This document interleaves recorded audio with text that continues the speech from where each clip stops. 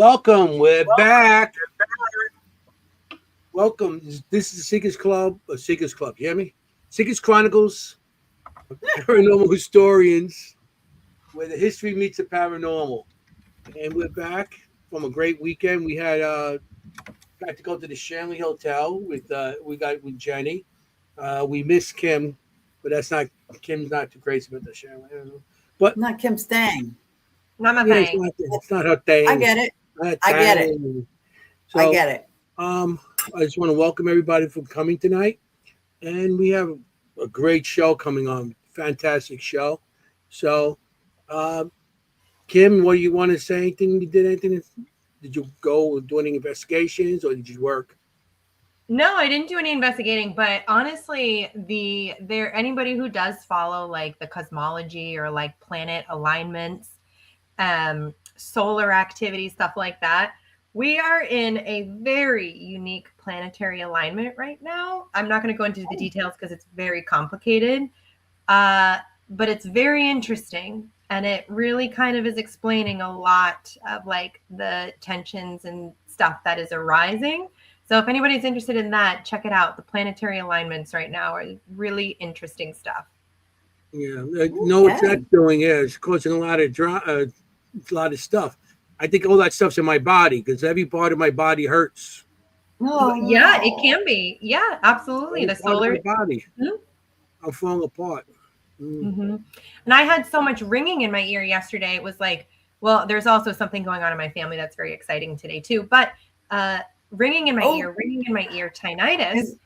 And my husband was like, "Oh, that's tinnitus." I'm like, "Or it's spirit whispers." And or. All right. So, can you say anything about anything happy in your family, or no? Not yet. Well, I can. So yeah. So my mom, like a month ago, was like, because she knows I'm a medium, psychic, whatever. She's like, "Give me a date. I want a date. Give me a date." And I'm like, "Okay, I'm getting January 10th and January 13th." And I said, "But January 13th feels a little rough. Like something's going to be happening, and it's going to be like things have to happen now because there's a condition, like something's going on." And so yeah, today my sister-in-law was put in the hospital and be induced tonight because of blood pressure and stuff like that. So I'm sorry to hear that, but that's exciting. No, my mom was like, she called me. She was like, "You are scary accurate." And yeah, you are scary. Yeah. And then she's like, "It's a little creepy." I'm like, "Well, yeah, it can be, right? Like it can be. You are a scary ass medium. Yeah. And my husband's like, "Yeah, try living with her." Yeah. Yeah, really. You will have waffles for breakfast. I love it. Yeah, what'd you guys do? I love it. Who drank all the milk? Not me. Yes, you did. I seen you do it. You drank all the milk. We had fun this weekend, Anthony and me. I know you did. Other than him falling apart, we had fun. Yeah, we did. We went to the Shanley Hotel with 9 Lives, and they brought a group of people also, which we had great people. Yeah, Lisa Morrison also came with her husband Frank. So it was a great weekend. We really had a good time. We did. I heard disembodied voices, and I followed it all the way up to the bordello, and then Jenny followed me up, and we went in there, and one room, the Anna's room, was a lot of banging and everything in there. So we had a lot of stuff going on. Yeah, it was nice. It was very nice. We also had like a big session in there. They have a they made a room in the back they call like the seance room. It's not just seance. It's everything. They parties back there. It's a big hall looking thing. It's really nice.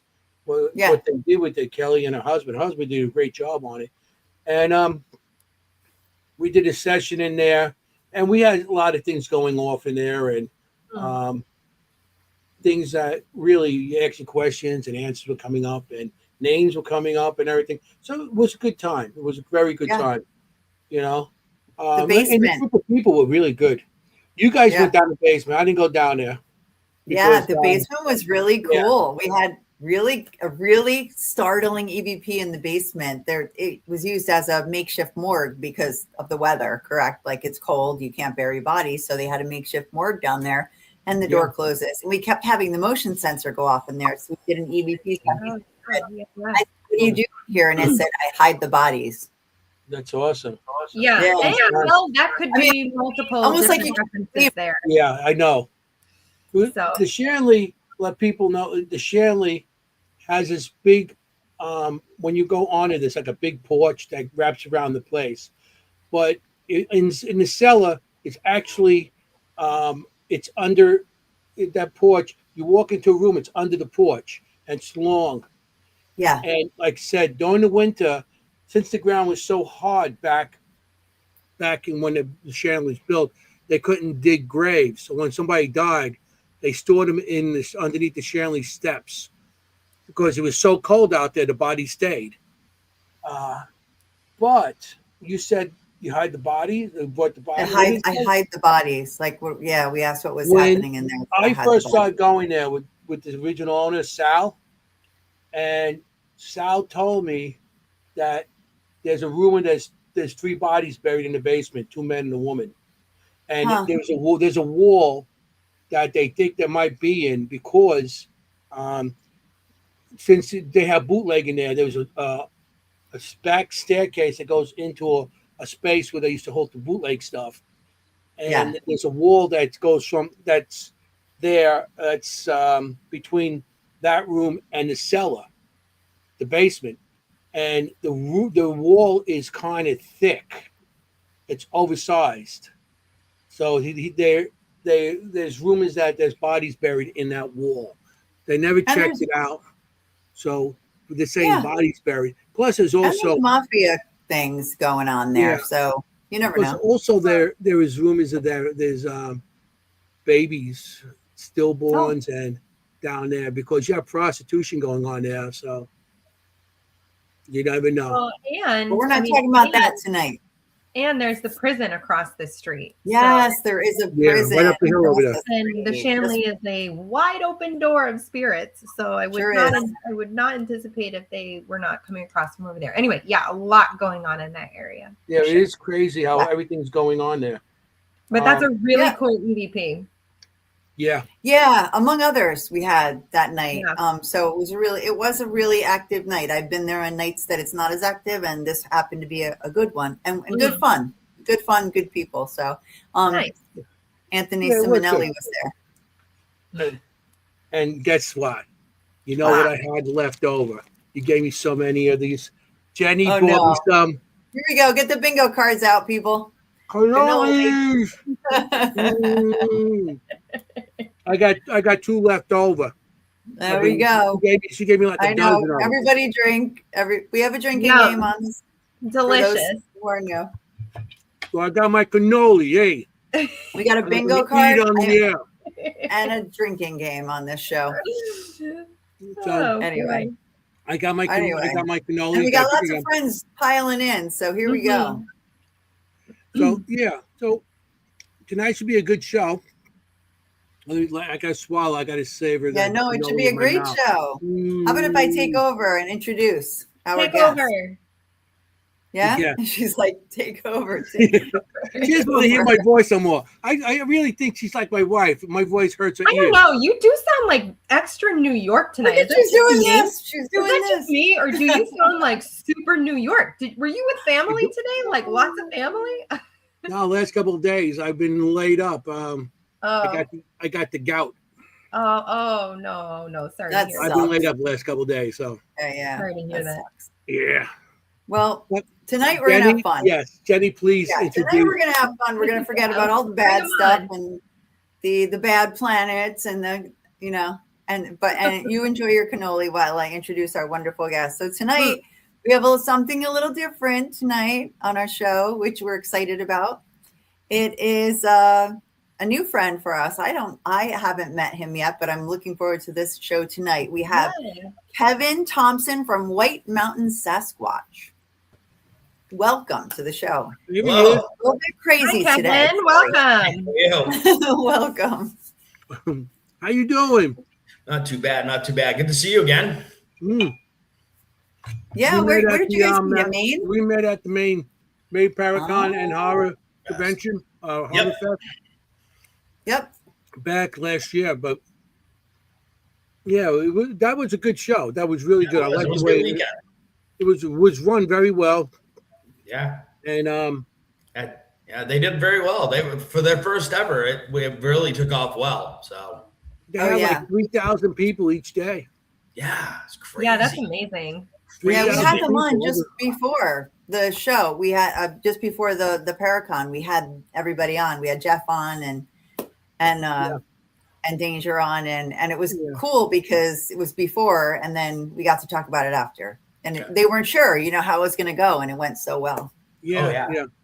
Well, Oh yeah, he's I was already amazed. redone his truck. He's got he re-stickered his whole truck for this year. Yeah, He's already got stuff planned on. He's got people out ready to go. And he has a lot of new people coming, a lot of horror people and stuff, which is cool. That's why I have to get back there just to see that.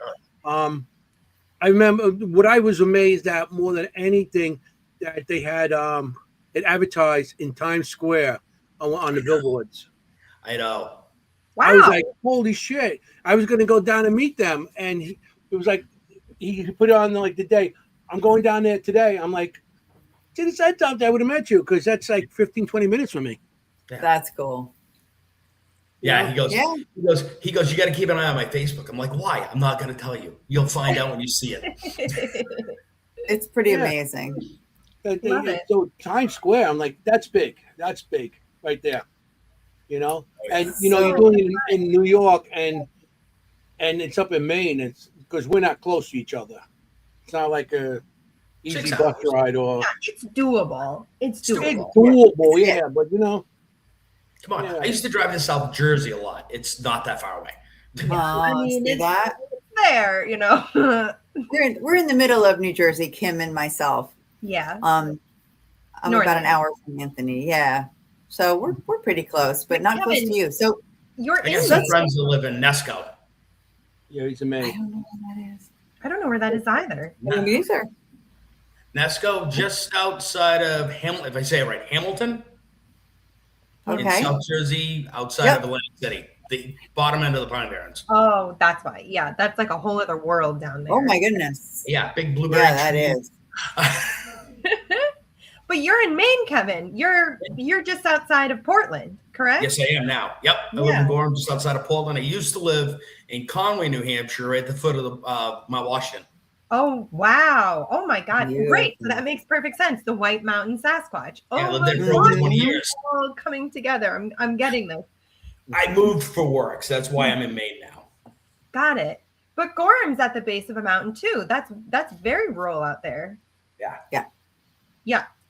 Yeah, we're just like I said, we're just outside of Portland now. So Yeah.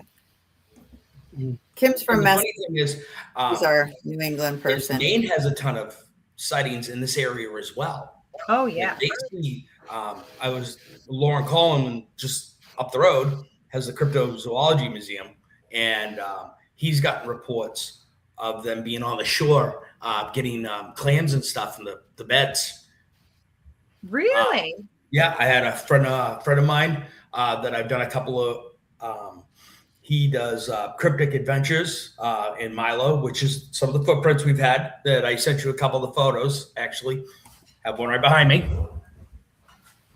Oh, Yeah. Let's I love it. Props. We got this one. Oh wow. Oh my Okay. God, that's a big, This one from last year.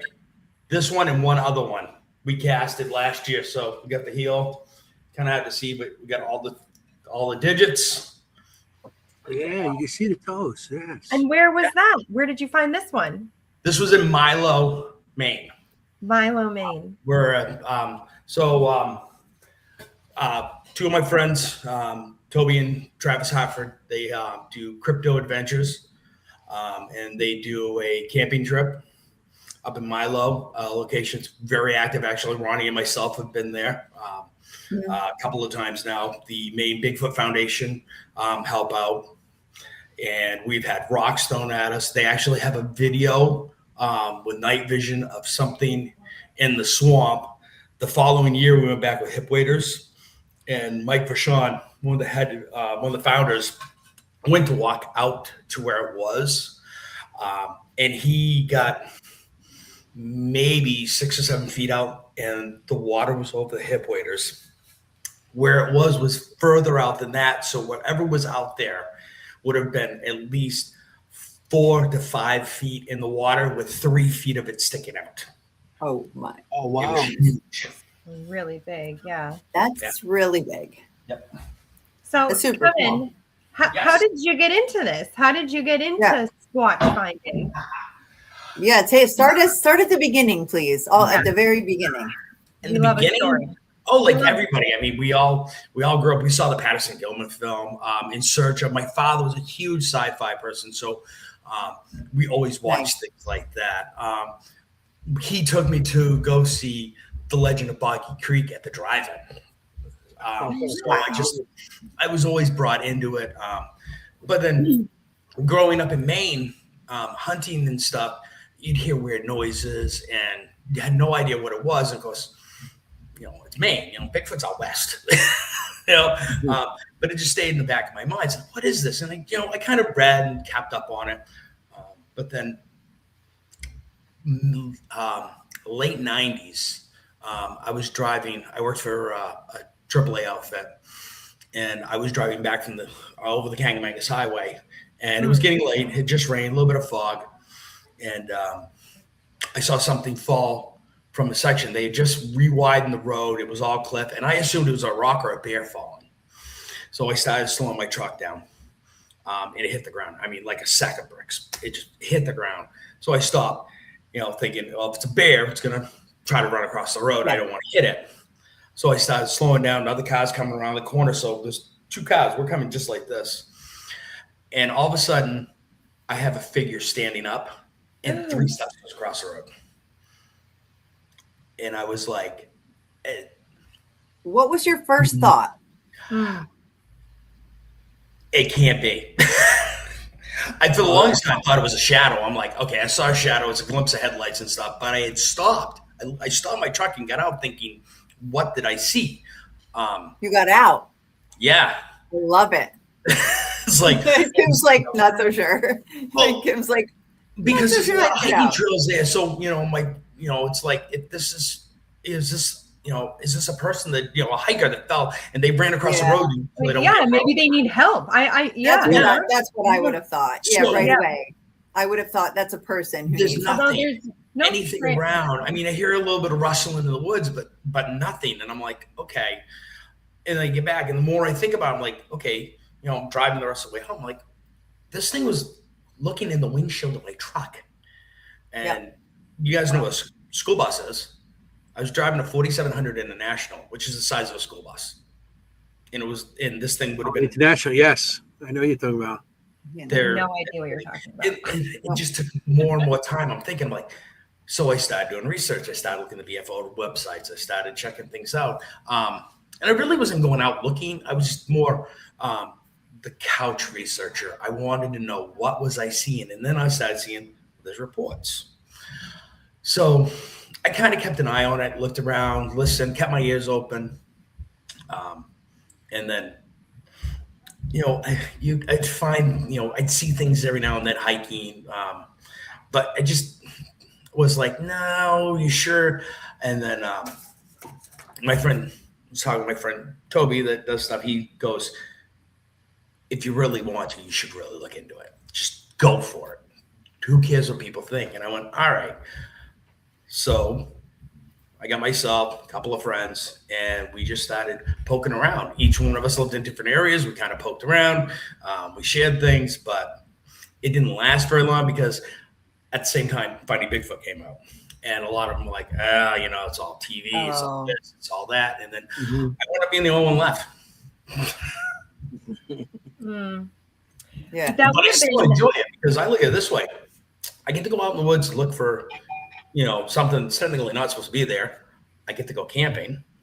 I get to go hiking, That's the best part about it. Yeah. It's like I mean, fishing. a lot of the You don't need to find anything just as long as you're out in the woods. And a lot of the times I'll go out on places I would take my boys with me. And we'd make an outing. We'd go out, we'd check, we'd look, we'd do different hiking trails. And you would find tree breaks oodles of tree breaks. And of course, now you got to figure out, is it from a moose? Is it from a person? How is it? How high is it? Yeah. Right. Yeah. Well, I mean- that is crazy. First of all, did the other car respond too? Like, did they Kept stop? driving. Never kept stopped. driving. It just kept driving. Interesting. And imagine if you had a dash cam now. Like everybody's got dash cams now. Oh my God, mind blown. But We had dash cams back then. I mean, we didn't even have easy passes back then. Yeah, I know. Well, not even a cell phone. Yeah. I know the Kangamangas Highway. So I went to University of New Hampshire, and I've been hiking in the White Mountains. I've done maybe 14 or 15 in the 4,000 footers. So I'm very familiar with the Kangamangas Highway. There are no lights. It is winding. You can't speed. I mean, it's very dangerous. Yeah. And it's dark. I mean, oh yeah, anything. It's dark. I had to do a lot of night pickups up there because a lot of people would break down. We'd have to go up at night. Yeah. And if you know the Kangamangas Highway, there's that long stretch. It's a swamp area just past the campground called Jigga Johnson's. Yes. Yeah. And they always seem to break down there. And you would get this eerie feeling like something was watching you every time I loaded. I would load up. I'd have my flashlight. Of course, I'm like trying to load fast because just like something's watching you. And it just turn the truck around, start driving. And I've seen moose on that road. Bear on that road. I mean, I've seen all the animals. So it's like, but trying to I could not place them for what I saw. Wow. But to this day, I can't tell you what I saw because I we don't know. I think I saw it, but I can't prove it. Right. Yeah. But it's enough to get you hooked, isn't it? Like I feel like it's the same with ghosts or spirits or anything. All you need is that one experience, and you're like, "What did I see? Yeah, exactly. What was that? Do they exist?" Yeah. And I agree with you. Like we always say, part of the honor of doing what we do is being in these historical buildings at night, like Night at the Museum, right? Like we get to be alone in these beautiful places. It's the same thing. You get to be in these gorgeous locations, camping with your boys or camping outside, doing what you love. So it suits you. It's good. No, I mean, it's similar. Yeah. I mean, and something like that. We're all fascinated with that. Like if it's an animal, if it's a human, old type of human, whatever it might be, what species and everything. So that's the most interesting part about it. Kim, I got a question for you. Yeah. Of all the pictures you've seen of Bigfoot or something, do you think it could be old human or an animal? Because I know you as a veterinarian, like each animal has different insides. Their heart's in a different area, their stomach, whatever. Do you feel that that's pretty much an animal, more like an animal, or more like a human? No, I feel like it's human. I mean, that's me. I know there's a whole range of opinions and thoughts about it. Yeah. I feel like what the Sasquatch that most people are referencing, I think it's human. And I mean, I've had weird experiences. Not in New Hampshire. I haven't had weird experiences in New Hampshire. More in New Jersey, to be honest. But so if you look back at First Nations records and stuff, they talk of these as their own tribe. It's their own entity, like the guardians of the forest. They don't refer to them as creatures. They refer to them as beings. So, but that being said, I mean, they've got to be more human than anything. Yeah. And I say that because maybe you agree with this too, Kevin, is that they're just intelligence with it. Oh, there has to be. Yeah. And I mean, animals can be intelligent for sure. But it's a different primate intelligence. I don't know. It's a different humanoid intelligence. Like a reasoning, you mean? Like a more reasoning, like a human would have. Well, yeah. I mean, to not be seen. I mean, we think that as humans, we have been everywhere. The whole continental United States, we've been everywhere. We've done everything. Well, Maine has the most forests of the continental United States, second to New Hampshire, which means we have more forested land than Washington and Oregon.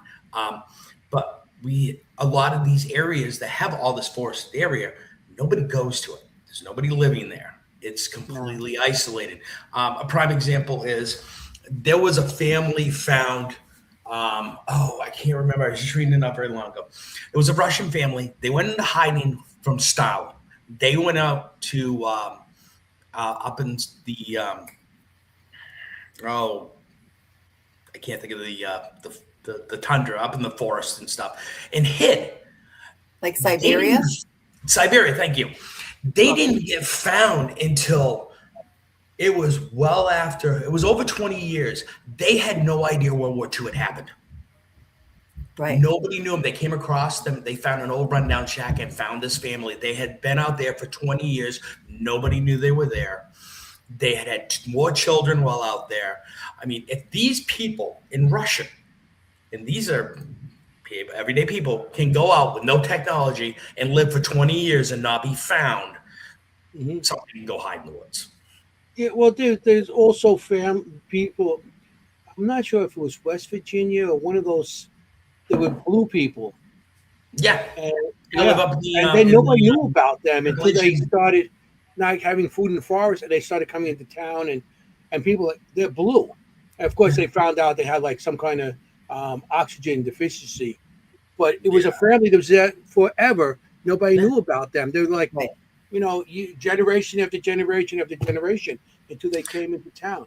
There was an Indian tribe in California. There's one member that was found left. He was still living the native lifestyle. This was, I think, in the 50s or 60s. They found him. He was the last one left. Had been living in California in the woods, and nobody knew they were there. They, never been put to a reservation. I mean, they all passed away because there's nobody to run out of people to keep reproducing. But and this is in California. This is in civilization during the 20th century. This is happening, So, and it was like a Bigfoot. Look, they didn't find the silverback apes until like the 1920s. Yeah, and so they were around forever, and they never thought that in the 20s. And then like, what's that? And the silverback apes. Now everybody knows of them, but back then, how about the Billy ape? Yeah, they just found that not even 15 years ago, maybe a 5 foot tall, actually chimpanzee. They call it the lion killer because they are known to run on 2 legs. They'll attack and kill lions. Everybody in Africa, the native people that knew about these, but nobody believed them until they finally were seen. Now, obviously, they have been there for how long? I mean, hundreds of years. So it's a possibility that Bigfoot creatures or whatever country it's from, with different names they have for them, and the ship is different shapes and stuff. But it's possibly that these things could still be hidden in all these rural areas, not rural, wooded areas, because you've still got a lot of woods, out there. I mean, like, let's see, other typical mountain lions. The official report is there are no mountain lions in New England at all. They're gone. But people still see them. They find tracks. I believe it was in the 90s or maybe 2000. One got hit by a car in Connecticut, and they figured it was a stray that came down from Canada. Why would they stop at the border? I mean, Maine does not have a fenced border for Canada. It's piles of rocks out in the middle of nowhere. Right. So, if these are creatures, these are animals we know. So. Right. That's interesting. Very interesting. Did you we did have a question already. Did you ever go back and try to recreate it? Go back to where you saw the original? I did go back a few years later when I really got into it. And I started doing like Parafest and other things. And I'm like, you know what? I'm going to go back and I'm going to check out the area. And of course, a lot had changed, a lot of trees and stuff. But I still couldn't grab my head of exactly what it was. The drop off is like 20-foot drop. And the road's not very wide there. Yeah. But there's enough room to pull a vehicle off to the side. And then it's a guardrail and it's a straight down off the other side. That's crazy. Wow. Yeah. The only other thing I might look into is if there was an accident there where like in that area where somebody had passed. Yeah. And then that's the first thing I thought of, Kim. The first Really? thing I thought of. So that's what gets me about Livermore, Sawyer Pond, a place I love to go, where it's an old ghost town and there's a graveyard and all, Now where they camp is nowhere near that, but there's been reports of sounds and tree, like tree knocks in that area. But from the camping area to the parking lot on the Bartlett side, it's only about a 1.5 mile hike, 2 miles tops. But you're going through this old ghost town. You're going through homes, old, construction area, the graveyards in through there. So there could be a link to that. I mean, Ronnie has thought that there's a link with, supernatural and Bigfoot. Actually, him and I have talked about it a couple of times. Ronnie LeBlanc, you're talking about, LeBlanc, correct? Yeah. For those watching who don't know, he's on Finding Bigfoot. Is that the show? He was on Expedition Bigfoot. Bigfoot, yeah. And he's on, what's he on right now? Paranormal Chronicles. But he actually and his third book actually just came out. It's funny because when you mentioned your encounter, it reminded me, and I'm sorry to interrupt you, Kim. I was just so excited that you thought the same thing as me, because the first thing I thought was possibly one of those paranormal caught on camera things where you see a spirit on the side of the road, right? Like that crosses over quickly, because you see those all the time. And I thought, well, never know, maybe a long hair, whatever. But it sounds more too big to be a person. I keep thinking of the video out of Gettysburg where it almost looks like they're walking down like an old train track. There's no train tracks. And you see like this figure walk across in front of them. Yes. And nobody noticed. That was the funny thing. They caught it on the video, but nobody noticed it at the time. Right. Yeah. I mean, regardless, though, it's just like, you know what you see. You know what you see. Yeah. You wouldn't have had that reaction or that time to kind of like contemplate what you saw unless you saw something that was not abnormal, but supernatural. And 100%. and I agree that I feel like sometimes the Sasquatch, when it's like, well, actually, how do you prefer to call it? I know there's all kinds of names and drama about the name of it. How is your reference to it, Kevin? Bigfoot, Sasquatch. Sasquatch. I mean, they both kind of fit. Sasquatch would be more in terms with their Native American name. Yeah. Okay. But I mean, Bigfoot, I really don't have a preference. I've never really thought of it. Mm-hmm. Oh, well, great. Okay, we'll go with Bigfoot. So I feel like it rolls off the tongue nicer. Yeah. I feel like the sightings of Bigfoot, maybe you experienced this when you saw this, is that I feel like they're more solid. Whereas I feel like spirit, when people see spirit, they see them more see-through. They're not as defined. I mean, that can be, plus or minus depending on your experience. Some people see a very solid spirit, but generally they feel and look more soft edges or a little bit less defined. You felt like this was like really defined. This is like a solid object. Yeah. So that's way more Bigfoot to me. Yeah. I tried to rationalize it with like a moose at first. I mean, it's huge. Wow. Right. You didn't think shadow person. You didn't think ghost. You thought animal. No, and it literally startled me right off because I did not expect what I saw. Wow. That's the best kind of encounter. Yeah, that's what we all want, right? Right? Yeah, exactly. So you mentioned before. The funny thing is, I carried this for years. I'm like, I can't tell anybody. Nobody's gonna believe me. They're gonna tell me I'm crazy. Or then they'd be like, "Were you drinking while you were driving?" I mean, right? Yeah. Like I wish. Yeah, I wish I was. Yeah, we all heard that. Yeah, exactly. Then I can identify it. That's why. Yeah. Yeah. No, hey, you're in the right place here. Nobody thinks you're crazy on this show. No. That's for sure. So what have you been up to since? The weird. So after you saw this, did research, got a group, and then did you have to continue to have more experiences out in the woods? So kept going out. I found I had a person reach out to me about having a road crossing in Sebago, Maine. Mm.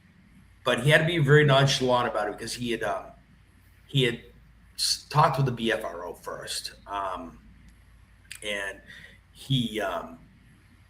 they went out, they looked at it, they couldn't really determine. It was one of those, well, I don't know if it is or not, and they went more to the side of, it wasn't what he thought he saw. Okay. He wanted somebody else to look at it, but unfortunately, he had basically signed like a non-disclosure. So I was like, well, I can go take a peek. I said, I'm a nobody, so it's not going to matter, right? Right. So we went there. We looked, found a game trail that was at that area. There was, there were other animals you could see there across the road. There was a fire pond there. We had all gone through, but we got following the game trail. And also, we kind of like, where'd the trail go? And we're looking around. And we noticed these trees kind of went together like this. They kind of like fingered together, and realized that you could walk right through them. I walked right through them, and then there we go. The game trail continued on and up through and headed out further on. So we, did some looking around. Really couldn't do much, couldn't find much. And then on the way back, I come across the tree, which is probably about 30 feet from the road. And if you're standing behind the tree like this and looking, you could see right straight, and you could see the road. You can see a little bit further up. Well, at the bottom of the tree, I love this. Live evidence. Wow. Can you hold that up again? Let me do like sideways. The size. Oh my goodness. There you go. It's about 13. So the hard part is about 13 inches. So the hard part with this is, and it's kind of hard to tell. So there was a tree branch here. So at first I was looking at it thinking it was a double bear print, because when bears walk, they have a tendency of walking in their own step every once in a while. But the problem was, here's the footprint, here's the tree. Whoa. So this was literally up against the tree. So it was like, and this is a left foot. This is your toe. So it would be like this, and I showed it to Bill Brock. He's from the BFRO. I showed it to him, and I told him, I said, I cannot say it's not double bear. And even Bill said, he goes, it would be a pristine double bear print. And I'm like, you're right. But the problem is it's in front of a tree. Right. How does the bear make 2 steps in front of a tree, and there's no claw marks on the tree? Right. The bear's too large, girth, right, to be that close to a tree. You would have had it, but there was no scratch marks. Weird. So this one, I can't tell you if it is or it isn't, but this was very, very odd. It's a good one. This one was found in 2016. Wow. Yeah. Yeah, and it was found in the area where the other gentleman had a sighting, right? Yeah. Yeah. Yep. And he was very happy that I found that. It kind of like validated him, but like I told him, I can't tell you that is because sure, I have nothing to go with. Right. You have to keep looking. It's like a piece of evidence that you have to keep stacking. You have to keep looking. Do people actually they do call you up and say, listen, I have sightings on my property, and can you come down and check this out and let us know what's going on, if there is, or can you contact them or whatever? So I've had a few get a hold of me through my email, through my pages. A lot of them don't, they want to be left anonymous. And most of the times they're on hiking trails, visiting areas. But I haven't had anybody ask me to come out the house. Now, Mike from the Bigfoot Foundation and Peter and the rest of them, now they have, and of course they're further up in northern Maine. So they've gone and they've had a couple and proven that they're on their property. It's kind of like the kid up in Durham that was hearing noises and set out his camera and caught that Bigfoot walking through the woods on the parent property out in the woods. So, since they can't be found, how do you think they do it? So, like, they have some kind of cloaking thing, or they camouflage themselves in the background, or So, deer, bear, a lot of animals have like an oil in their skin, and I think that kind of reflects the light a little. It also helps that they're also designed for the wilderness. Like deer can blend into the surroundings quite well. It's why hunting is, it's real hard to do. And I think that might have something to do with it. Now, cloaking, I never really gave it much thought until last year. And you said you're going to have him on as a guest, Ronnie, correct? Yeah, Ronnie Block is next month. We're having him. He has a video that was taken. They did 2 events up in Milo last year. I was only able to go to the first one. I wasn't going to the second one. And he has a video of him. I believe either his wife took it or somebody took it, of him going to check out a noise. And as he is walking, part of him disappears. Really? Huh. Yeah. Like, it's like his shadow, everything gone. So I don't know how to explain that. Oh, wow. Okay. Yeah. That's a rabbit hole we should go down here. I think we have. Wait, this was on camera, or like in real life, people were watching him on camera. They were. Yeah, I think it's on his. I think he put it on his Facebook. Wow. They saw it in real life, or it was on camera? I don't know if they saw it in real life or not. I don't know. He put it on. But definitely on camera. But for sure on camera. You see him kind of glitch. Yeah, he vanished. What? Like his leg disappeared. That's incredible. So we actually have a question about related to that a little bit. I think a lot of people ask about UFOs and the relationship with Bigfoot. I know you probably been asked a million times, but what's your answer for that? What's the relationship? I don't know. Yeah, I love that answer. I don't know. I actually love the answer. I don't know, because we don't know. I love that. I just know. Yeah. So I'm a huge sci-fi fan, no doubt about it. I honestly do believe that there are extraterrestrials. We can't be the only thing in this universe. Okay. To think we are the only intelligent thing in the world is just most intelligent thing in the galaxy. You kidding? Yeah. Universe. Okay. We're putting ourselves on a pedestal that we don't belong on. Yeah. Right. But I mean, there's so many planets out there. The possibility, the odds, there has to be something. Mm-hmm. Okay. But I mean, I heard that, with Bigfoot and stuff, and people have theories and stuff like that, and they feel that Bigfoot is like from aliens, and they control the Bigfoot, and the Bigfoots are like their protectors. Yeah. I mean, I don't know, but the way they disappear and everything, I wouldn't be past any of that. Maybe Bigfoot is the aliens. Could be. We don't know. No, that's the point. We don't I've had know. a gentleman tell me he's wondering if maybe Bigfoot are the aliens' criminals, and they're sent here to do their time. Yeah. What? That's a new one. Okay, that's a new one. That's a new one. That's not on the bingo card tonight. Okay, Bigfoot. Okay, so community service on Earth for the Bigfoot. Community service. Yeah. Oh my God. I love it. You gotta go. How come we're stuck here? What did we do that's so bad? The craziest community service in the world. You're gonna go pick acorns. That's pretty. Yeah, pretty good. Bad boy. Now you got to spend time on Earth. Oh, come on. Yeah. You got to go to the most gorgeous. Well, I don't know. visitor- If you looked around lately, I would be a little bummed too. It might be, Yeah, yeah, I know. I exactly. was like, well, what's there? Yeah. Well, yeah, Kevin, exactly. you mentioned marshes twice when you were telling both of your stories. You mentioned marsh.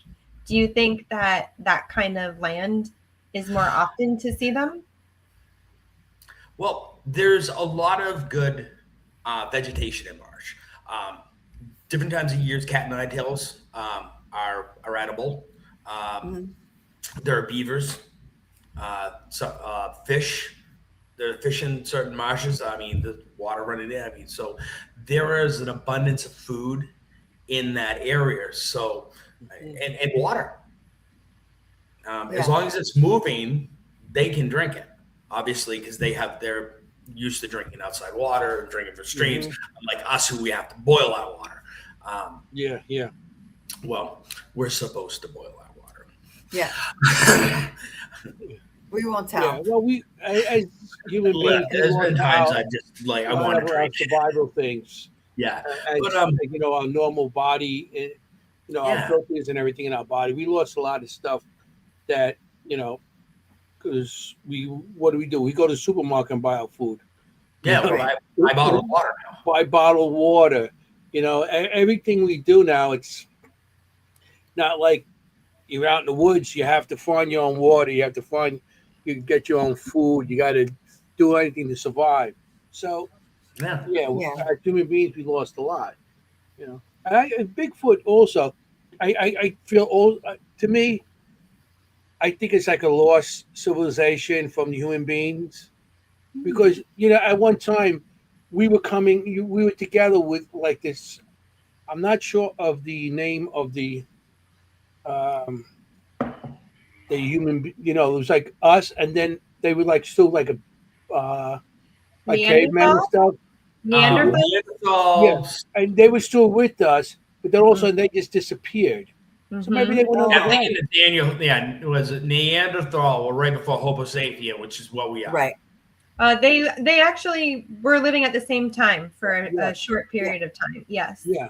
So Yeah. it's a possibility. Maybe they didn't die off. Maybe they just see what kind of Evolved. crazy Yeah. human beings could be. They say, "Hey, we want out of here," and they just disappeared into the woods.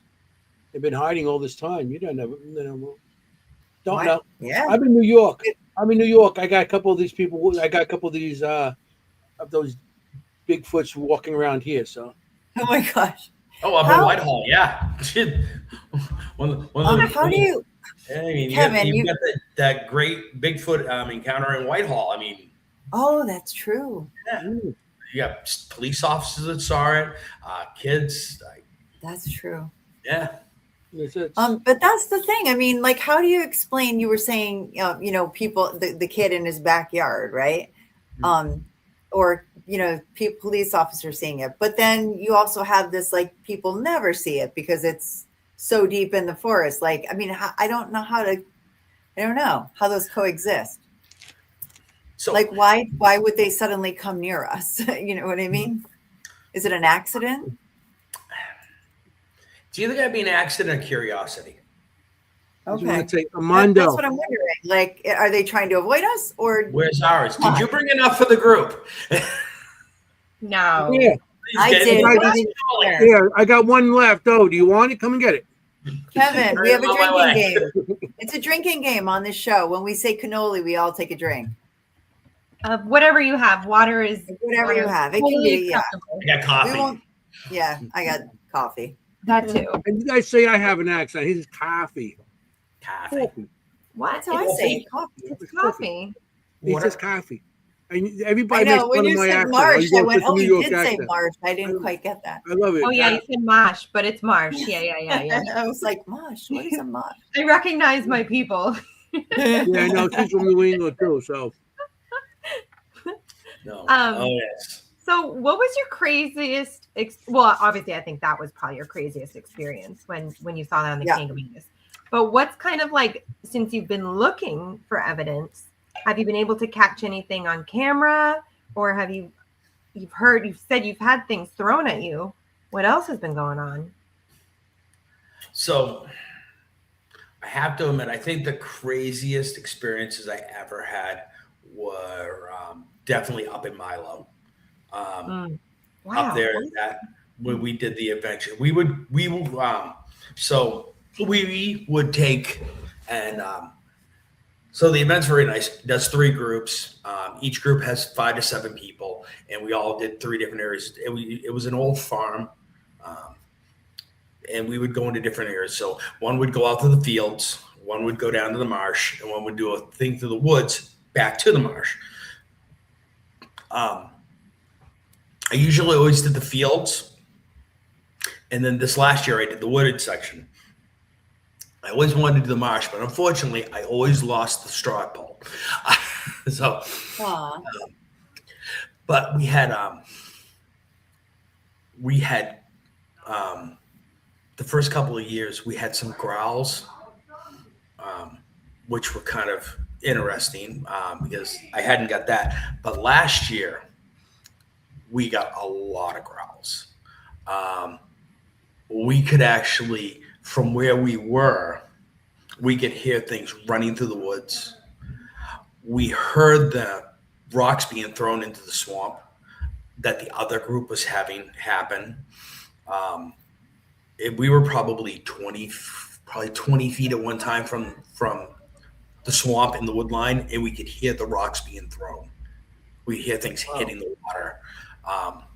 And we scoped it out pretty well. We wanted to make sure like there was no beavers, we saw no beavers or anything. But we did find when we were scouting out the area prior, was where we found that footprint. We found a beaver carcass, and it had been out there for a while because it was just the skull. So something had obviously taken a beaver. But yeah, like the tree beds. Now I had scoped out all the areas every year.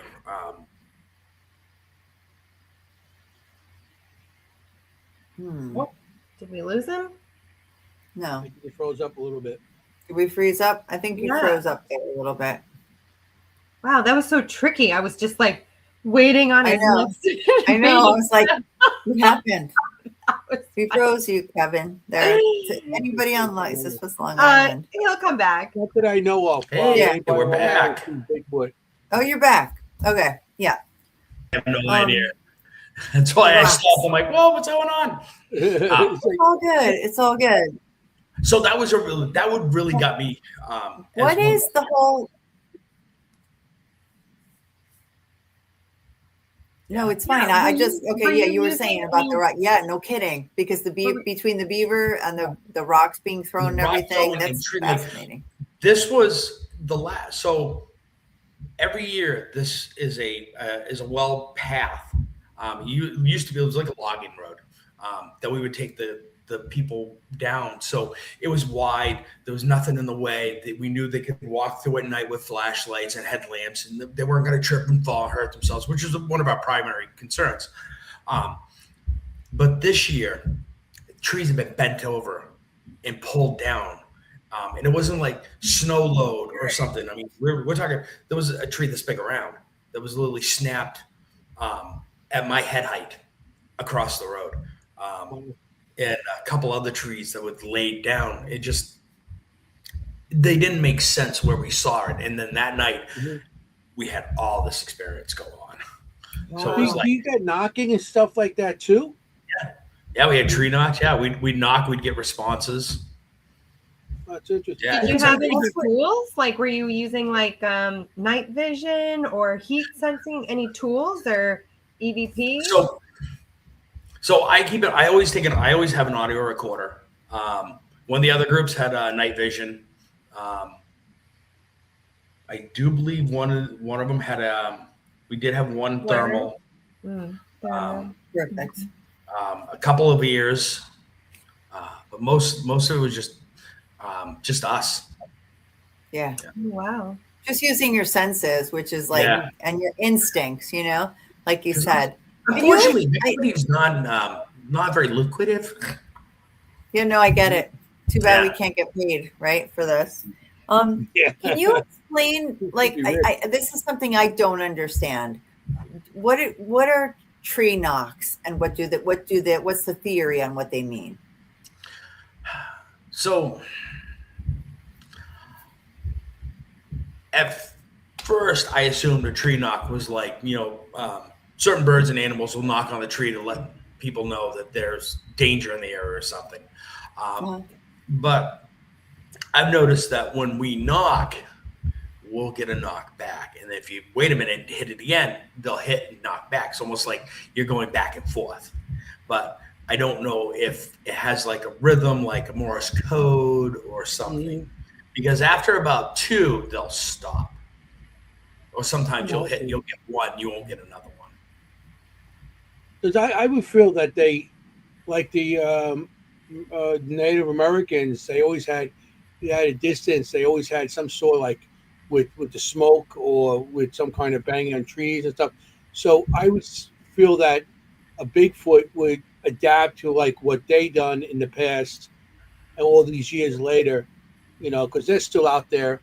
And, I would feel that they would adapt some of what the Native Americans did with the knocking and hitting the trees and all kinds of for code to let them know it's danger or, just say hello, whatever, to check on each other, at a distance. So. And I think the howls are more like lion roars to let them know, okay, I'm here.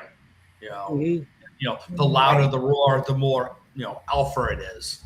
I remember Ronnie saying the one time, because on a past podcast I was on, we had him on and we were talking, and he said that he thought he got on audio,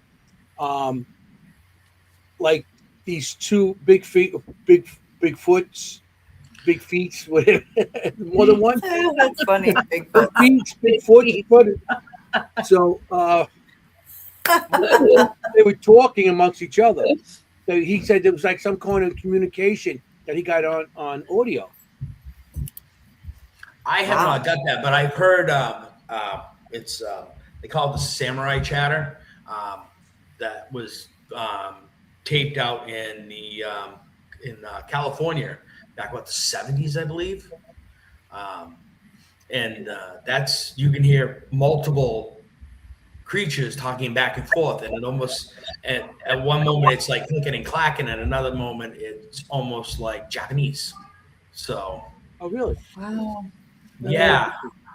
So they're communicating. The communication, I would want to hear what that sounded like, Anthony, from whoever you just said that got something. Yeah, Ron. So I do know that's on the BFRO website.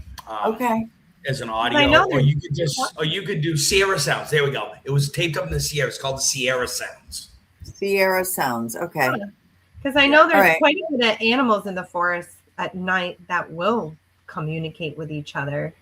Oh. And I don't know. Do we even know what Bigfoot sounds like other than roars and growls? Like, has anybody actually? Well, I know when Ronnie said he's got it, he was still on the show. It was like the last season of the show he was on. The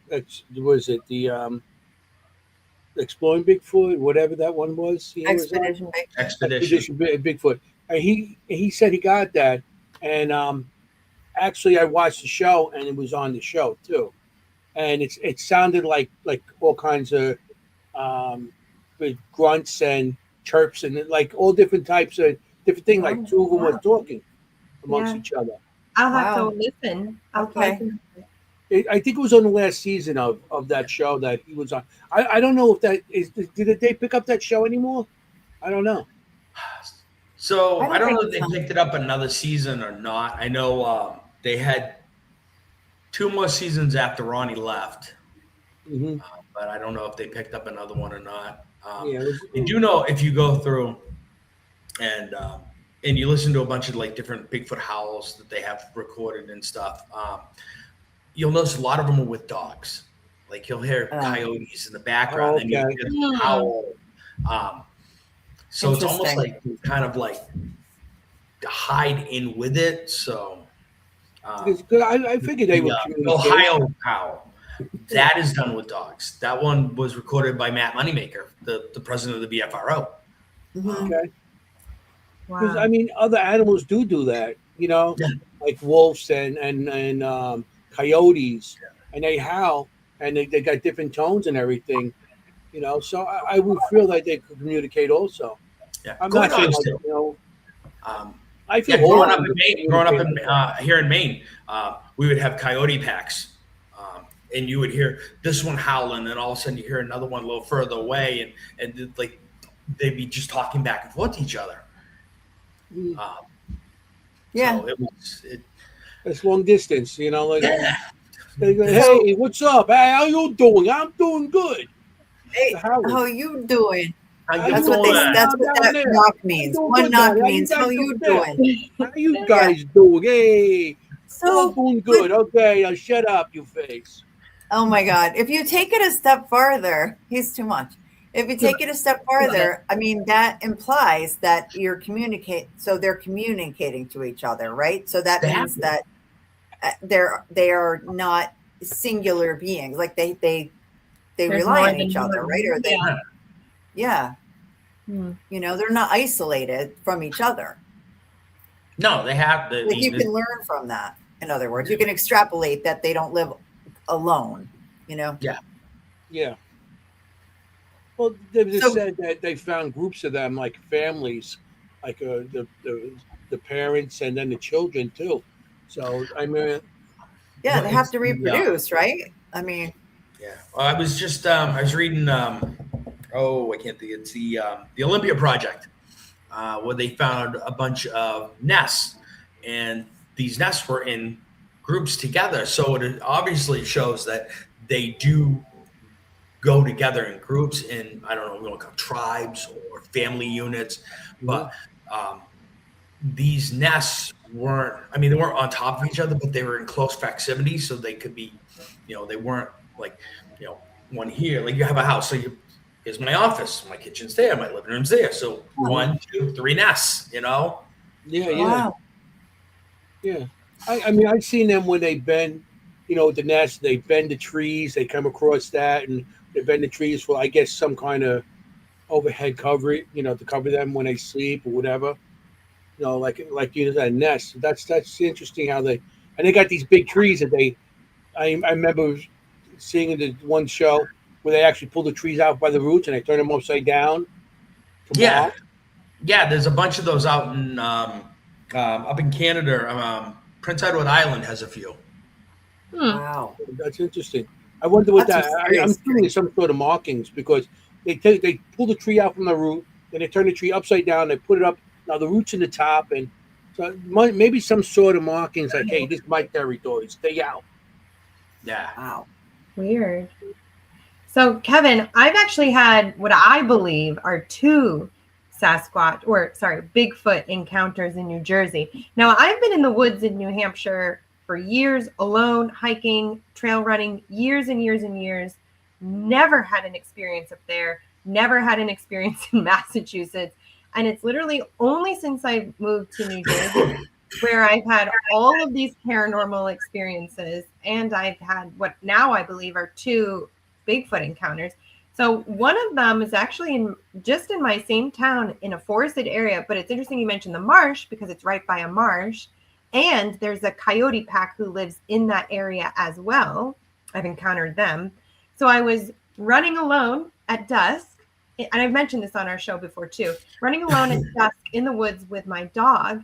And I heard clear as day knocking, like tree knocking. It wasn't rocks, it was like knocking on a tree loud. And there are houses around. So I instantly was like, paranormal, love all the stuff. So I waited for more and I didn't hear any knocking, like nothing from the houses, nothing. It wasn't like somebody hammering, they hammer multiple times. Yeah. Nothing else. And I instantly took rocks. And I don't know if anybody else has done this or if you recommend doing this if you have an encounter, but I took rocks from the ground and I started trying to communicate back. It was like instinct. Wow. I started knocking back and I didn't get a response, but I've never heard it since. And I go in these woods all the time for years. 10 years now I've been in these woods. So it's an interesting thing that you notice about the coyotes in the marsh too. I hadn't really thought about that. So yeah. Yeah, and I mean, animals respond to, like, it's like almost like dogs in your neighborhood. One starts barking, and then they all start barking, right? Like, so if you have like a Bigfoot howling or something, definitely a coyote could respond, right? Yeah. Mhm. Why not? We have a Linda in the audience is asking if you ever heard reports on Long Island of a Bigfoot, but wasn't there some kind of Long Island Bigfoot thing that everybody was debunking because they said there was too many people Yeah. on Long Island? Didn't I hear of a Long Island Bigfoot once, or am I dreaming that? I'm gonna have to I Google have a it. drawing. Oh, yeah, I've heard of something it. like that. When I was out there, I'm gonna I was Google it. in Ocean. Was it the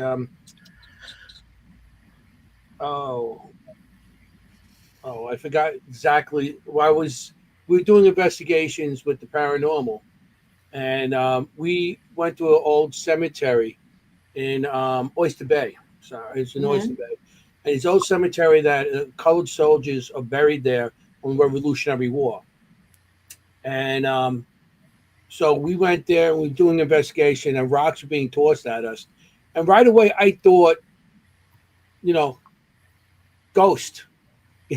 Because Right. but they kept on like rocks getting tossed at us, and I didn't think Bigfoot or anything like that or anything to that nature. And I was like, I walked onto the main road, and I'm walking down, and I'm shining my camera up. All of a sudden, I have a night vision camera with a night vision light, so I can see right in the dark. As I go up, my camera dies and my battery goes out at the same time. As that happens, I see a creature, maybe about 4 or 5 feet tall, jump up from a grave. He had like grayish hair for the whole body, and he ran up into the woods like a 5-year-old runs with his arms like this and disappeared. At What? that time, and I drew the picture of it. But right after that, the battery on the camera turned back on, and the light turned back on. And everybody there, nobody's seen it except for me. And like I said, I drew the thing. It was to me. I'm like, what was that? I don't know Okay, if but I need something like a baby Bigfoot or anything, because it was full of hair. Maybe it was something, maybe another type of cryptics. But that Anthony, was the camera turned off like Ronnie. Yeah. Like So- not turned off with him, but yeah, like but the that's camera was interesting. completely dead, and the light, and it was a brand new battery on it, and the light I just had a new batteries put in it also. I put it in the car before we did this. Yeah, I'm just saying, like, that's interesting that Ronnie Yeah. had the Do glitch we- with the camera, and then you had the camera glitch. Is there a belief that they have like paranormal capabilities with electronics? No, I don't know if they know I about don't any. know, but everybody heard seems to have a Bigfoot in computer, electronic glitch around them. Yeah. Yeah, maybe they Yeah. do have some sort of something Hmm. that they can have some sort of ability to shut down, some kind of electronics and stuff. Yeah. I don't know. I've had trail cameras I put out with brand new batteries and go the next morning to check it, while I'm out doing my thing, and it's off. And I'll be like, Yeah, I'm that's not turn weird. it on. I'm going to turn it on, and the batteries are dead.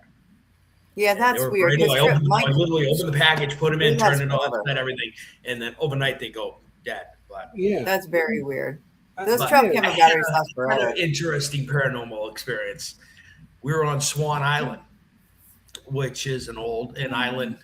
It's in a tidal river right here in Maine. They did an event, brought people out there. It's an old ghost town.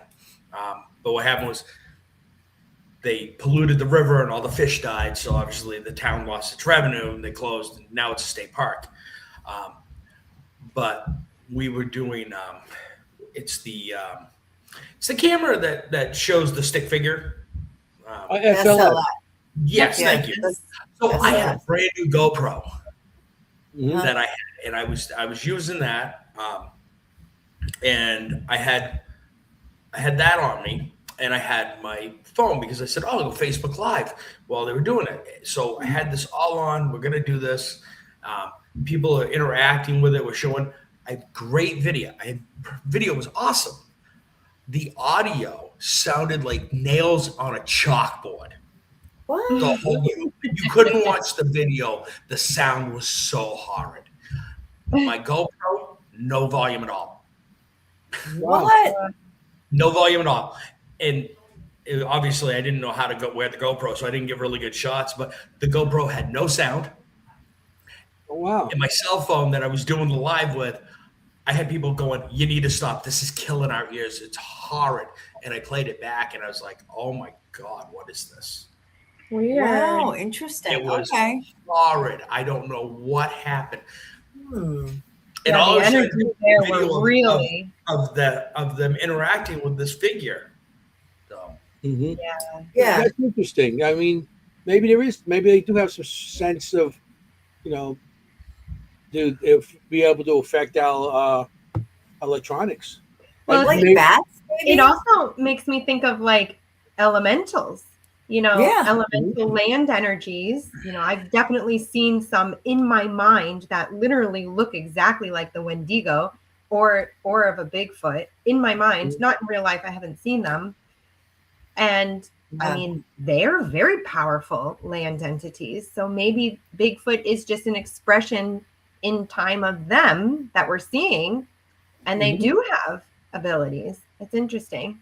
You never know. Maybe they all, like, how as human beings we all are different nationalities and all live on one, together. Maybe they have the Yeah. same thing. Maybe they Well, yeah. all know of each other. very Maybe similar. I they mean, it's like with animals. The warmer the climate, the smaller the animal.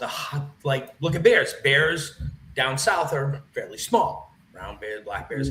You go north, the bears get bigger. You get up into Canada, you go to brown bears, polar bears. I mean, the colder it is. Cody, or whatever those. True. Yeah. So I mean, it's got to be the same thing as the. I mean, you don't need to be really big and thick with fur to stay warm in Texas like you would Right. in Wisconsin. Yeah, you're right on Right. that. So I mean, it's Right. a possibility. Maybe they do know of each other, all these different elements, and different cryptids, and from all these different creatures that everybody sees. Maybe they know of each other. That's They have you to. never know. They're like maybe cousins. they do have some kind of electronic stuff that goes by. Adam made a good comment here about there are reports that sometimes they give off a sound where they can't hear it but feel it. Like they tigers have that. fear and their prey, infrared sounds. I know Interesting. tigers have that. When the tigers roar, there's a Yeah. sound that comes out of the tiger's roar that actually paralyzes their who like right in front of them. They can't Really? Yeah. Yeah. They just Yeah, came up with that. It's like call a it sound infrasound? Huh? Yeah. Infrasound. Infant sound, yeah. And it actually paralyzes their prey. Really? They They just came up with that not too long ago. And other animals yeah, have that too. they did an experiment of that on the first season of Expedition Bigfoot. They went to a big cat for sanctuary I believe they were in Oregon, and they got the cat to start growling and rowling, and so they could record it and kind of see what it was.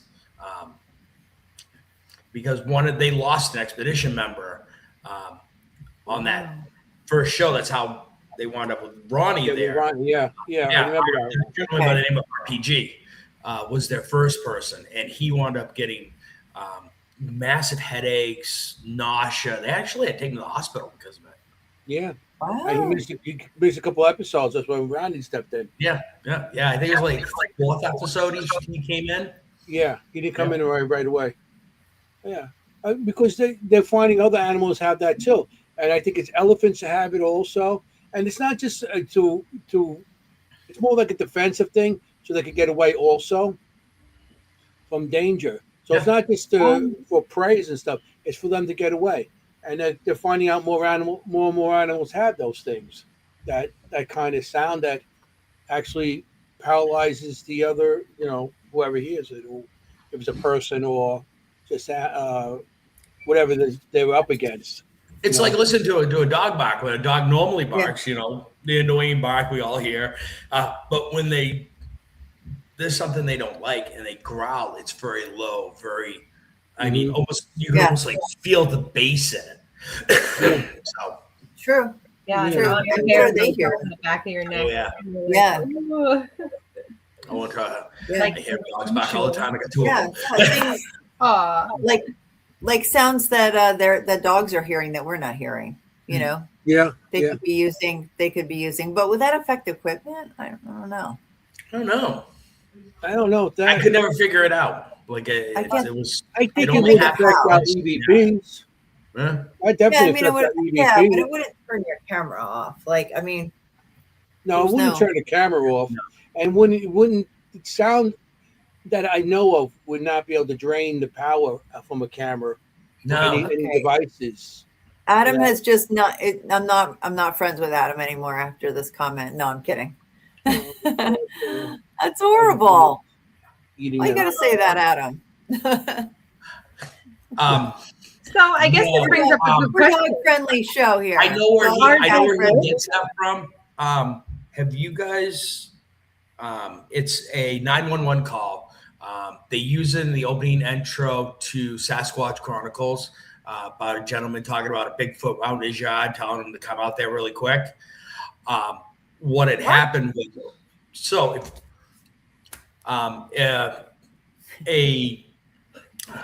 they called 911 that there was something running in his yard, something big.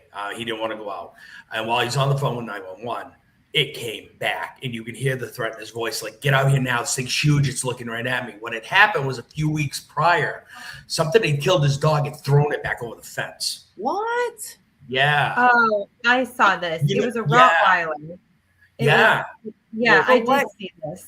What could do that, Kim? I don't know. mean, like, what else Well, could I mean, throw a it bear. back? Yeah, a bear could Well, a bear would eat it, not throw it back over the fence. No. Oh, I don't know. Bears do weird things. If they feel threatened, I mean, they've attacked humans and not eaten them. They just attack. And they Just leave They kill them. don't throw them. They don't throw them. Yeah, well, they maybe he swat left them. them there. They Throw it over the fence. I don't know. I'm just saying it could have been a bear. Could have been. I remember. Okay. Could be. Okay. Could be. Well, We're it not has by been you. proven that bears can have used rocks to kill things from heights. Oh, really? Really? Yeah, I can't remember where I was reading that that they had seen that they were able to, they're like above it, and they were able to use bigger rocks and push it to land on things going down below them. You would That's think great. why New do you fear do that? unlocked in the woods in New Jersey. Excellent. Yeah, I know. Great. You No, unlocked a it's new like fear. There are gonna be rocks all dropping around that you're like, Yep. what the hell? New fear unlocked. Great. Thank you. I can't Love it. remember what it was. I saw that article and I actually had to read it twice. I'm like, no way. And they're like, no, I actually had seen But it. you would think, why does a bear need to use a rock? I mean, like a bear's, we're no match for that bear. Well, they're lazy. They're lazy. So Yeah. if they have Yes. something else to do their work, Bear, they like knock you out. I'm Maybe. wondering if maybe the bear was moving something and did it once and learned, Right. oh, hey, I can Ooh. do this. And it continued, and one bear shot another bear. But either way, when I when know the video humans you're started talking with fire. Yeah. Yeah. They learned how to So that use fire, keep warm, and then to cook with it. So they learned. So maybe the bear has the same abilities. I think all animals have the ability to learn. Yeah. So Kim, you've seen the video? Yeah, I do. I actually know this video because it's the guy he's in a panic. I mean, he's absolutely in a total panic. And yeah. Of course. and he's just like, it's back. And yeah. I always wondered, I heard that thing and I'm like, oh, so I went and found the video and listened to the whole thing and I'm like, wow.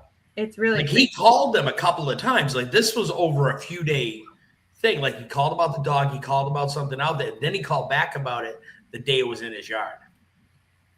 Yeah. Wow. That's It's nuts. really So yeah. So I guess Bigfoots are not vegetarians. I was hoping. Oh well. Yeah. Oh well. They're probably like us. They probably eat meat and vegetarian. Not like all of Yeah. us. No, I'm The kidding. veggie yeah. eaters too, Jenny. So be happy, So But, no, you this know- actually takes us into a good direction, a good combo. Yeah. Because do we believe Bigfoot is good? Do we believe they are just another creature living on this planet, or do we think that they are actually here doing something on behalf of somebody? Right. Like the criminal theory.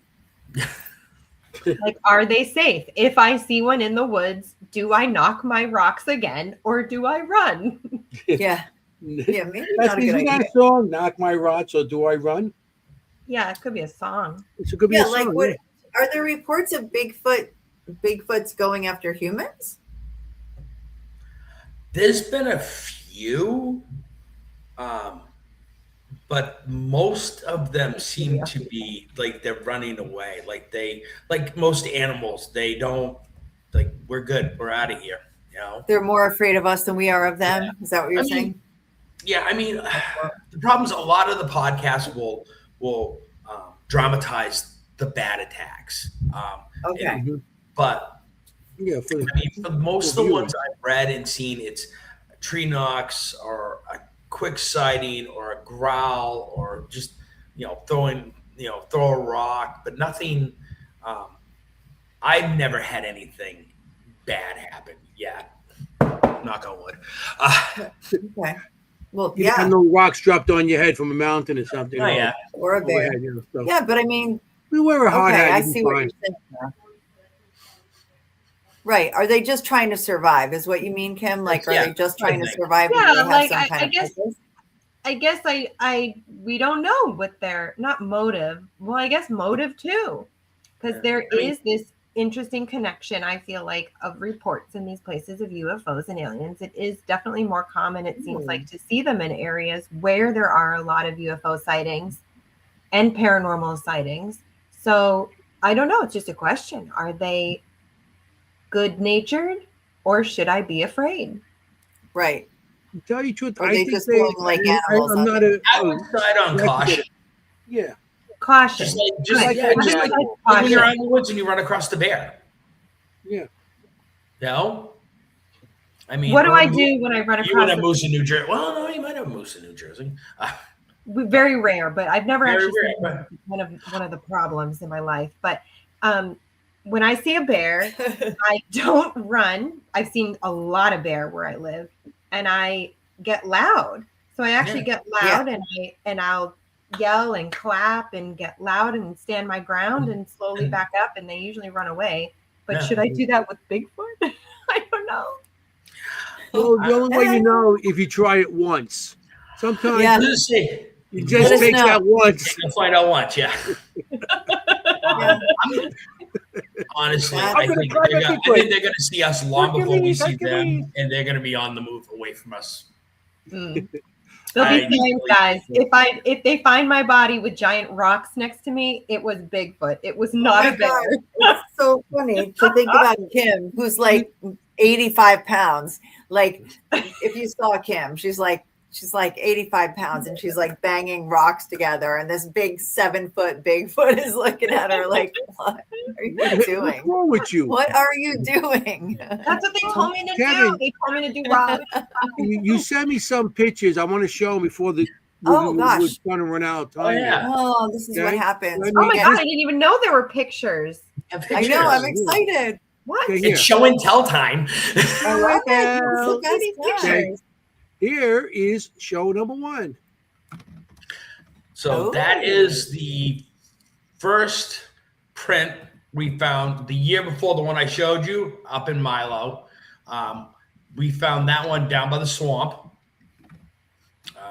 Actually, when we were trying to do the recreation, we were coming out, and I went to walk up to Mike, and I asked Mike, I'm like, Mike, did you step here? He's like, no, I didn't walk that way. And I said, you need to come here. And he has a 13, his boots are 13s, and that one is 20. Oh, geez, I'm grow. I can't read that. I know I think it was like 24 I think we measured that at, and we actually pulled hair off from that print. Wow. Really? And when it got sent out, it came back undetermined. Oh wow. Really? Okay, that was my next question. So you sent it And for we DNA. say Mike. Yeah. Mike who? Mike Vajon. He's the one of the founders of the Maine Bigfoot Foundation.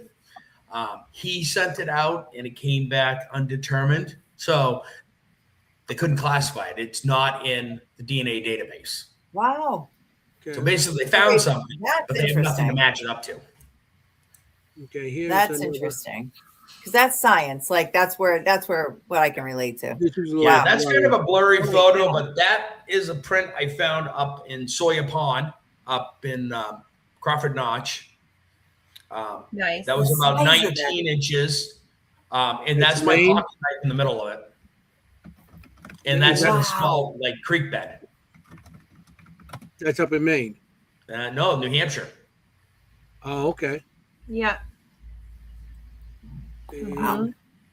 That's huge. I mean, first of all, you could say, okay, well, a human could have that big of a foot, like Shaq, right, or something, but not a bare foot in the woods. No. So this tree, I found out in the Redstone Quarry, which is probably a 12-minute walk from Walmart in North Conway. It was in a quarry back in the turn of the century. The pillars and stuff for the federal buildings in New York City were all quarried out of this granite mine. So all like the pillars and all the federal buildings, that's where they got all the granite, was from Redstone. New Hampshire is the granite state. That's right. Yes, the granite state. I can't think of Crystal's last name. She's the head of the BFRO in New Hampshire. And she had been like, hey, I got a dogman sighting. We don't do dogmen. And I'm like, all right, just give me the info. I'll go take a look. She's like, yeah. Mhm. And she goes, it's in Redstone. And I'm like, all right. I live right in North Conway, so it's literally in my backyard. So me and all the boys go for a hike out there. There's all kinds of hiking trails. And we got in the area it was, and we came across this tree. And I'm like, oh, bear scratching. And I'm walking up to it. And I'm looking. And then I reached up. Okay, I'm 5'10". My arm's about another 3 feet. 3 feet above me was still more claw prints. There was no, you could see like it climbed up and dug. It was just straight down. Like something dragged its nails through and ripped off all that bark. Yeah, that's one heck of a big bear. Yeah, well, way too big. The biggest bear ever shot in the state of New Hampshire was shot in that quarry. Right. Up on the Okay, mountain. so So geez. there are, the state record was taken there. wow. But still, I couldn't justify how high up that was. I mean, it Would they was scratch taller that than I like could with their reach. nails or something, or would they Yeah, take you that could block? see claw into marks. bedding? Yeah. Wow. Would they No, take like, that block? I was at first I walked up, oh, this is awesome. It's a bear, and I wanted to show the kids. And then I got up there and I'm looking, and then I'm That's probably still looking up. And I'm looking up like this, going, okay. Would you go for their bedding then? Justify where the bear would have climbed up. And I'm like, why would the bear have climbed up that high and then just clawing with one claw? Or like moose antlers going up and down and scraping. I really don't know. Mm. Yeah, because moose I did this. moose are But huge. The report Like was of just- a dog you man think- by a tree. Yeah. Okay. So, it's, Weird. That's interesting. but Yeah. the other thing is there really a dog man, or are dog men misidentified Bigfoot? Wait, what is dog man? Yeah, I've never heard this. Me And then neither. someone in the audience said it too. Dog Like man. a werewolf, I guess. Mhm. Oh. Yeah, it's like a werewolf. Oh, I was trying to figure out like, what But does they're that look seen like? in broad daylight. Like a Mhm. like a werewolf. Werewolf is only Okay. seen during the full moon. No, that makes sense. Yeah, they stand then upright some and they have people like a wonder dog if head. A dog man is a juvenile Bigfoot because, children have they're like that childish face that Yeah. that's not quite developed.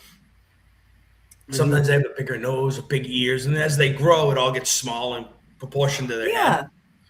Yeah. So could that be what they're seeing? Maybe. Or oh, is like it Bigfoot with mange? warming Bigfoot. It's a joke. And there's a name for it, different names for it. Like, is it the same thing? Do you think it's related, like the Yeti and all that? Like, is it all the same? It could be. I mean, Dogman, I don't think we've heard much of Dogman since before. I love this. Yeah, whole show. Yeah, Dogman's a whole other Yeah. show. That's right. Beast of Brer Road, out west. After that, that's when Dogman kind of really took off. I mean, I don't remember. I've never heard of Dogman. Yeah, I never heard anything of Dogman growing up or anything until like the 80s and into maybe more the end of the 90s. Definitely turn of the century, 2000. Yeah, That's Dogman. A lot of the stuff came out later on. Yeah. And there's That's new why I wondered if, like, and everything coming out, and Dogman was one of them. Yeah, You that's never why I heard heard of Dogman might be a before that. juvenile Bigfoot. Yeah. It sounds like a West Virginia thing. It's all I in feel West like all these Virginia. things, it's all coming out of West Virginia. Yeah. Coming out of the Right? Here's It's all another like the picture you weird sent us. stuff, all in West Virginia. Yeah. Whoa. And that's another picture of that one I saw up in Sawyer Pond, that blurry photo. So that's a better one. So my hand is at the head end of it. My knife's in the middle, and up where the tape measure ends, that's about where I saw some of the toes. That's massive. Oh, wow. And like most people, I don't always take casting material with me. Here's another one with the woods. But yeah, and these are some of the things we'll find out. Tree breaks out through the woods. Yeah, I see that. Oh, I see it. Yep. Yeah. Okay. So and that's the last one. And that one was off trail. So like these tree breaks I'm seeing are off trail. They're not where you would be walking. Mm-hmm. And that's pretty much it. The video sent us. I had an issue downloading because of the format and everything. Yeah, it was in. Yeah. So that video, if you guys ever get a chance to take a peek at it, it was during Bike Week. The gentleman was going up over the Kank to head down 93 to go to Laconia. And there's one solitary tree. It's at the 5-second mark. It's on the left side. And you see this one tree literally do this and stop. Wow. There's no wind, not blowing any of the other trees. It's Wow. I mean, I've had microburst downdraft, animal jumping out of the tree, but I'm like, it's the section of the Kank going up around the corner, almost at the very first rest area, where one side, not very far from where I had my sighting. Yeah, still clear. It just kind of goes like this. Yeah. Kind of like the drop off, kind of like they filled in the little canyon to go around the corner, almost at the top. Wow. Okay, I'm going to try to get it on. I might not get it on with audio. Yeah, I've seen those videos of trees moving, and I can't explain them. I mean, Okay. And it's at the 5-minute mark. And it's on the left side. And it's really it took me a couple times to watch it to catch it. I'm like, what is this guy showing me? And all of a sudden I'm like, hey, okay. All right, I'm going to try to get it up. I don't have no audio of it, so I'm going to try And to the thing get is, it up. from the guardrail to where the tree is almost 20 feet. So Whoa. the tree is down a slope. he took this while he was on his bike. Dangerous. In his truck off a dash cam. Oh, okay. Here we go. I'm going to try to get it on. Like I said, you might not be able to talk. It might put us on mute also. So here. Okay.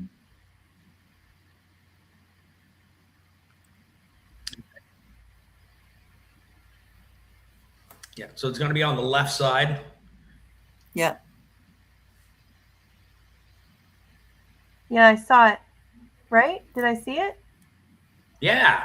And you see it. You see the drop. You see the drop. You see that drop right there. Yeah. It's right in front of us.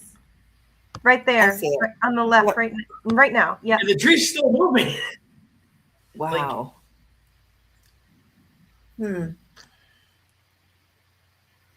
It's right before the motorcycle. You see the tree moving right there? Yeah. Yeah. Weird. Yeah. Wow. The tree is Cool. moving. Because I got I mean, first, what I'm could like, do oh, that that? tree's right by the road because I'm looking, going, that's close by the road. But then I got there, and I'm like, no, there's more there because it goes down and then flattens Right right there. out. You just see it Oh moving. yeah, It's just one tree. but that's enough. I mean, that's what makes it interesting. It's not like the whole set of Yeah. trees is blowing. Yeah. No, just the one. That looks like a beautiful day there, It's though. right there. Did you see it? Did you see that? Might Right be. there. It looks Yeah. sunny. It looks, doesn't That's a look big like there's drop a right there. storm. Right Yeah, here. it doesn't look stormy. And the tree's still moving as you're passing it. Yeah. That's interesting. Very. And you said this is not far from where you had your experience. Yeah.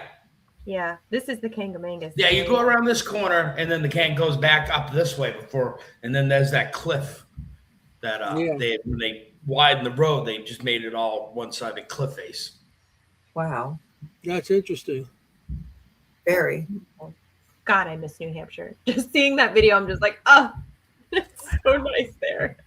And I've had the pleasure of going out to Oregon, and it's just, I like New Hampshire. Don't get me wrong, Oregon's beautiful. But. Yeah. I've been to Colorado, and everybody was like, oh, you love New Hampshire. You love the whites. You love the mountains out there. I didn't. It's different. No? I mean, don't get me wrong. I mean, they get some huge mountains out in Oregon. And I get to, I was on the Zigzag River, so I get to do a little Bigfooting out there. Didn't run across much.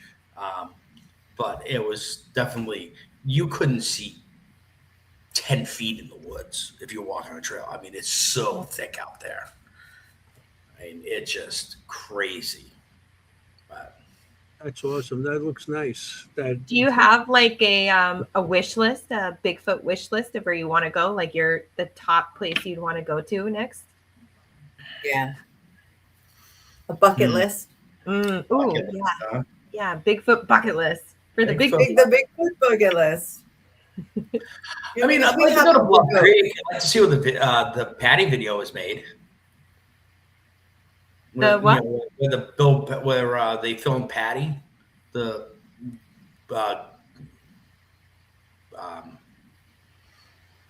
Roger Patterson and Oh yes. yeah, Oh, the Roger Patterson. That's first video. the very first. Yeah. In the I woods. mean, I wouldn't mind seeing that area. Maybe Bigfooting in Washington. I haven't gone to Washington. Oh yeah, that's supposed to be a hot spot there. Yeah. Yeah. Yeah, like We had Oregon, a Washington, guest on. right? What was his name, Jenny? One of the places Mike I'd Clark? love to go is Alaska. I've always Mike. thought of going to Alaska. Now that would be fun. Mm. Yeah, that would be fun. What was Yeah, the guy's Adam name says that it on was film? the You Patterson never told me? and Mike Gremlin Clark film. Bluff Creek. Yeah, Bluff Creek. Yep. Thanks, Adam. I mean, there's so many documentaries and shows out there. What do you recommend anybody in the audience or us to watch? Yeah. Or to read understand a too. little more? To watch or read. I am a huge Les Stroud fan. The Survivor Man Bigfoot series was really good. He actually did that from an outside look in, and he basically spoke to everybody, even people that are considered controversial. Like he did 2 episodes with a gentleman called Todd Stanton, and a lot of people. He's very, very, let's just say, very zealous. Yeah. Passionate. Very passionate. He's actually gone before the legislator in Canada to try to get legislation pulled so that these creatures are, don't get hunted and killed. But he also gets a rap. A lot of his stuff is fake. And he looked at a lot of this stuff and he couldn't prove whether it was or wasn't. So, Right. Like he said, either it is and he's great at it, or this is some of the best footage that would take the Patterson Gilman film and throw it away. Yep. I mean, and then he also went on to prove because he tried to do stompers, like make fake stompers and fool the late Jeff Waldron. And he took him to him and had him look at him. And Jeff was able to prove that, oh, no, this is a fake footprint. It took him a few minutes, but he did prove it, you know? So he was able to prove, show, hey, look, the people that are doing this actually know what they're looking for. But like he took a look from the outside. Like he tried every method. He didn't go, 100% this is true. This is but he was like, this is the evidence. Here it's laid out. You make up your own mind. Mm-hmm. That's the way to be, really. You said the Pat video with the Patterson. Yeah. I remember somebody actually putting it under like AI stuff, and they kind of proved it to be, because even though it's blurry, they cleared up the blur, but they showed the movement of the Bigfoot as he moved, and the way he moved and the way the joints bent and everything. They showed it couldn't have been a man in a suit, because where the joints were bending and the arms and the legs, and when he turned to look back, the way he turned, and they actually showed that it could have been some sort of creature, not a person in a suit, because a person in a suit, our joints in a certain, our elbow, when we turn and walk. If you match up your elbow, your knee didn't match up. Or you matched up the knee, your hip didn't match up. We weren't proportionally designed that way. And they were able to get the bicep. You can see the bicep muscle move. Yes. And they thought it might have been a female, no? The sheen of the fur, like the oils in the skin, you could actually see on its back, the sheen. It actually changed a little bit of color. When it turned as the sun hit it. Yeah, and that was interesting how they cleaned up that, because it was back then you just had the little camera with the film in it, That's true. And now they put everything. I mean, they put everything on some kind of in some kind of, now with AI they're clearing up everything. So that was interesting. Somebody wrote that. What do you think about the skunk ape? Skunk ape. What's a skunk ape? Skunk ape is what they call Bigfoot in Florida. Mm-hmm. Oh my gosh. Okay, so just because it's different. It's all marsh. A lot of it has to do with being marshy land, and more of the smell, the moss and the wetness and the damp. It just that's the skunk ape, because of the potent smell that it gets off. Yeah. Yeah. And by the way, there's plenty of sighting reports there that date back into colonial time, and when we first were, and it's smaller too. It's a smaller ape. It's not. It's a little small. Not much. I mean, we're still talking 6-7 feet tall. Yeah, I know we're talking about 6-7 feet tall, but compared to some of the ones that we've seen up here, or not seen here, but they're talking about like almost 12 feet tall. These things. Yeah. 8 to 12 feet. I mean, that's big. Like you said, maybe going down there, they're smaller. Yeah, I don't know. But I noticed somebody just made a comment about whether Les was a Bigfoot hunter. I don't believe he is. I think he's more of he's more trying to, right there. I think he's just trying to, he's seen and had things happen. He's just trying to get answers. He actually has a documentary that he's currently doing that I don't know if it's out yet or not.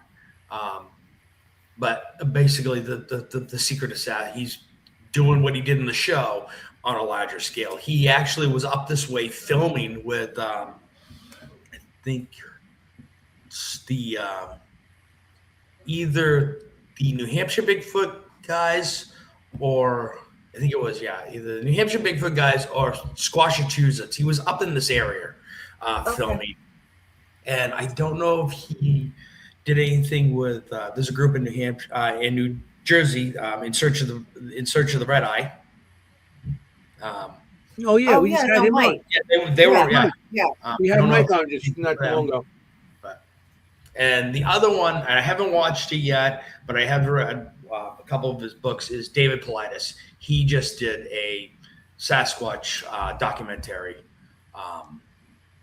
that just came out first of the year. Mm-hmm.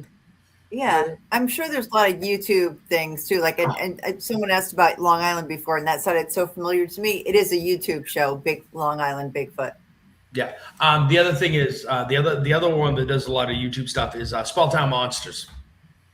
Oh, okay. Okay. He's the guy that created that's originally from New Hampshire. Yeah. Nice. Okay.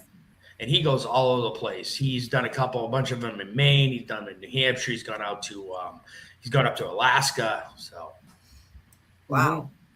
That's I mean, when Mike came on the show, he showed some like footage, all the different places he went, and we just, well, I think we were more amazed of the scenery, of the pictures he took, of the scenery and the aurora and all this stuff, and it was something. When you guys go out looking, you got to spend nights in the forest, and you got to see so much, you know, the sunsets and sunrises and all these beautiful places. It's like, you know, as a paranormal investigator, we get to see inside the old prisons and psychiatric wards and stuff like that. Yeah, the scenery is quite walk different. around It's old a little mills in the middle different of the than what night. you guys do. That's so funny. I You never know? thought about it that way. You know, it's like, hey, should I become? I'm going to become I'm going to look for a ghost of Bigfoot. There we go. Nice, Yeah. Anthony. Paranormal Bigfoot hunters. There you go. You know, that we'll go look for the ghosts of Bigfoots. Yeah. Big Well, my it God. is interesting. A lot of the things that they report about Bigfoots, we have experienced just on a smaller scale inside of buildings. You know, Anthony, you've had rocks thrown at you. You know what I mean? Like, Oh, yes, you have. yeah, And it you wasn't have me thrown this at time. I mean, many We've heard locations. growling. You know, we hear growling in our recordings. So it is Yep. interesting, just not on the same scale. It seems like what they're experiencing outside is just bigger. What the whole thing is, when we go looking for what we're looking for, and you go to locations like I've been outdoors, I've been all these different locations, and yes, I have rocks thrown at me. So I have seen other cryptids besides, like I said, that little creature I seen out on the ocean, in Oyster Bay, and I seen a creature out in Newburgh on an old farm. So that's Really? at us also. And like I said, I have drawings of all this. But the whole thing is, you know, if we're gonna go, and I seen you're outside. I thought I seen some like ships in the air and different things. So as we go along, the more you get into as a paranormal investigator, and you go into all these different locations, and I'm not just talking about, you know, buildings. I'm talking about outdoors, because I like doing cemeteries. I'll go in the woods and try to get something also, you know, Right. just to find something. And the more you put yourself out there and all these different, I think you will come across these different creatures too, because I have a feeling like everything's connected somehow. You know, everything's connected somewhere along the line. You know, the Pine Barrens, they see UFOs. They see all these cryptids between Bigfoot and everything else over there, and also there's a lot of spirits that go. Maybe there's something that connects everything. So that's what I feel something. And if we go to these locations, I think everybody will see something eventually. Yeah.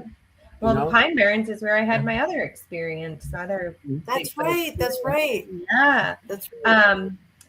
Dusty Witch just mentioned that she had a Bigfoot encounter in the Washington. You were just talking about Washington, Kevin, wanting to go there. Okay. Mount Rainier. I've actually been in the Mount base of Rainier. Mount Rainier. Yeah, and interacted with it. Wow. That's an interesting mountain. There's Why do you say that? a couple hikers have vanished up there. Oh wow! Oh, Yeah. Not cool. They just went up and gone. Wow. Hey Kim, you're not going to go hiking there. We need you on the show. Well, I've been hiking there. I've been to Mount Rainier at the base of it. We didn't go all the way up. It's a big hike, but just at the base of it, yeah, a beautiful area. But yeah, you were just mentioning, Kevin, how Washington's a place you want to get to. Yeah. Well, just below Mount St. Helens is a place they called Ape Canyon. What? The natives called Ape Canyon. That's where the Ape Canyon incident, where some miners shot at one, and then at night while they're in that cabin, they were attacked. Rocks thrown. They tried getting into the cabin, and they made it through the night. And the next day, they packed up and took off. Wow. The North American Bigfoot Museum, that's owned by Cliff Berryman, has a display of it at his museum, which is close to Sandy, I believe. I think it's in Sandy, Oregon. I haven't been there, but he was talking about it on a podcast, and so I'm like, that'd be a cool place to go see. Again, That'd be very cool. Museum right here. We're coming to like 10-minute mark. Jeez. 2 hours. So how can people get in touch to see some of your stuff? You have a YouTube channel. Do you have anything else? What do you? I just have my Facebook channel, and I do a couple.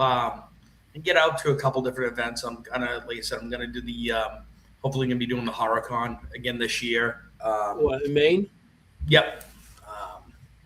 But usually they can get a hold of me. I have my email address on my Facebook. They can email me. Nice. Go from there.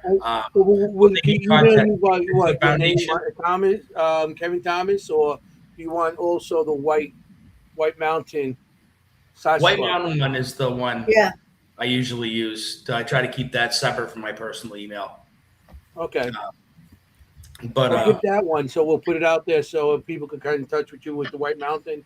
And the other thing is they can contact the Maine Bigfoot Foundation, and they cover the whole state of Maine. So if they have anything in Maine, those guys are it. It's a 100% nonprofit. So okay, that's awesome. I mean, Cool. I just want to make sure you get your stuff out there so people could come. And the Paracon in Maine, when is it? It's like I'm gonna look right now. I'd have to look. Yeah, I know. Yeah. I know it's right. I put it down. I know I did. Yeah. September. Isn't it like September Yeah. 14th or something? Like I gotta look. It's September 11th, 12. Well, it's the 12th and 13th, but I go on 11th because we get out there the day before, so we can set up our stuff. Well, 11, 12. Right. It's the 12th and 13th of September. That's the main. It's the main Paracon horror festival. So yeah, you can check. You can come and. I mean that place is going to be awesome again, and you can talk to Kevin and there's so many people there too. Oh yeah, it's well worth it. It's well worth going to. Really is. Yeah. Awesome. And I mean, if anybody winds up, I mean, I'm just going to be a participant and not a speaker, but April 13th to the 17th, I'm going to be in Tennessee at the Tennessee Crypto Campout. I'm actually going to be a participant, which I don't really get to do very often. So, but it should be a good time. Ronnie Blank's going to be there. Chester Moore is going to be there. So it definitely going to be a good time. Yeah. Yeah, that sounds like a great time. That's in Tennessee? Joe and Jesse Doyle are going to be there too. So, yeah, could be good. Yeah, that should be good. That should be good. We got 7 minutes left. So I want to make sure everybody, I hope everybody enjoyed the show tonight. I know we did. I mean, we had a great time. You have to come back because I just have so many questions. I know that when I go to bed tonight, I'm going to stare at the ceiling and be like, oh, I should have asked him this. I should have asked him this. Because it's like, it does go down. You go down a rabbit hole and one thing leads to the next with Bigfoot, I feel like. Right? Yeah, and I believe they all have something in common, Bigfoot, and UFOs and spirits and stuff. There's something there that, the people that get really into any of them, Bigfoot or the UFOs or even in paranormal, you get that deep into it, you will experience other things. And like I said, I experienced these cryptics, and I've seen these crazy lights in the sky during things too. So I think it's awesome. Don't be I'm all afraid into this. to It's great. experience to share it, because I don't know if Kevin, if you've recognized that now you've kind of come out as a Bigfoot guy. People come out of the woodwork and they're like, "Oh, I've had this experience. I've had this experience. What do you think of this?" It happens to me as a medium psychic all the time, and we're not weird. It's out there. There's unexplained stuff going on. So speak up. Yeah, and so what? We are weird. We like weird. Yeah, I mean, a lot of people will be like, "Yeah, I had this happen," and it always, years ago, and they'll be like, "What do you think it is?" And it'd be like, "Well, it could be anything. It could have been, trees, just, it could have been, a squirrel jumping and having to land right. Like it could be, but then it could be Bigfoot. But I try to want to look and see what it could be before I go there, because a lot, you want to. The problem is when you go out looking for something, you'll find something. Mm-hmm. So if you go out looking for bear, you're going to find bear. You're going to look out for, squirrels, you'll find squirrels. You want to look for Bigfoot, you'll find Bigfoot. So I have to try to take a look at everything. So don't get me wrong. I get all excited. I hear something and my brain first goes there. Then I have to slow down and go, all right, let's take a look. What could it be? Right. What's going on? What do I have around me? Is the wind blowing, And I have to do the same thing when I'm walking through and I see like tree bends and tree breaks. I got to take a look around, be like, is there more than one tree bend? Okay. Yeah, I have 3 all bent in the same area. Okay. Is this snow load? I have to take a look at the bigger picture, because otherwise I wouldn't be doing justice. Right. Of course. Yeah. Well, thank you for coming on tonight. Thank you very much. Really appreciate it. And I will definitely probably see you in Maine. I'll definitely see you up there. I'm gonna hang out and have a beer tonight. We'll get together the night before, like we did last year. Got that big ass table where everybody from the Paragon, we all go get that was some event there. Oof. Oh yeah. But I want to thank you for coming. I want to thank everybody in the audience. I couldn't believe it. Like, most of the guys want barbecue. I'm like, you came up here to barbecue? Yeah, I mean, no, not in Kansas City or something. And if you can, come watch the show with Ronnie. Come chat in the chat. Yeah. Come join us. That's all I want to say, Anthony. I'm sorry. Yeah, I want to, because I want to make an announcement on the show also. But I want to thank you again, Kevin. I want to thank the audience for coming. Without the audience, we wouldn't have a show. Without great guests like Kevin, we wouldn't have a show. That's what the show blows by so fast. I just want to make an announcement that on Saturdays on our network, we're playing reruns from the beginning of the season, beginning of the show. Last Saturday, we had Chris Allgood and Audra on talking about it was our first show ever. We had it played last Saturday. We didn't get a chance to announce it on the air, but I made a promo of it. This Saturday at 8 o'clock, 8 to 10, like usual, we got a pre-recorded show of our second show ever. It's the Moon Girls. The nice. And so it's a show about what you guys are talking about, the Van Vecting house. Yep. That's coming up. Paranormal. Great. That's cool. So I love it, because if you just joined us recently, you can go back and watch from the beginning. This is episode 66. Thanks for being on it, Kevin. Yes. Thanks for being number 66. Yeah. Thank you for being on the show. And be careful out there, Kevin. I will. Watch out for bears. Definitely. Yeah. And rocks. Yeah. And rocks that Kim throws. Rocks. Yeah, and rocks that get tossed out of trees at you. Rock that Kim throws. So I just want to tell everybody out, you got to be safe out there. Remember, you want to look for ghosts, not be a ghost. In Kevin's case here, he wants to look for a Bigfoot. not get eaten by a Bigfoot, I guess. Or Yeah, this is true. So I just want to thank everybody. Kevin, stay on after the show, and we'll see you guys next week. Yeah. Same time, same bat channel, like as usual. And check us out on Saturday night, the same time, 8 to 10, and you can watch some of our old stuff. And Yeah. if you like it, hey, comment. If you don't, too bad. So have a Good night, everyone. Thank Good you. night. Good night. Good night, everybody. See you next week. Hey, how you doing?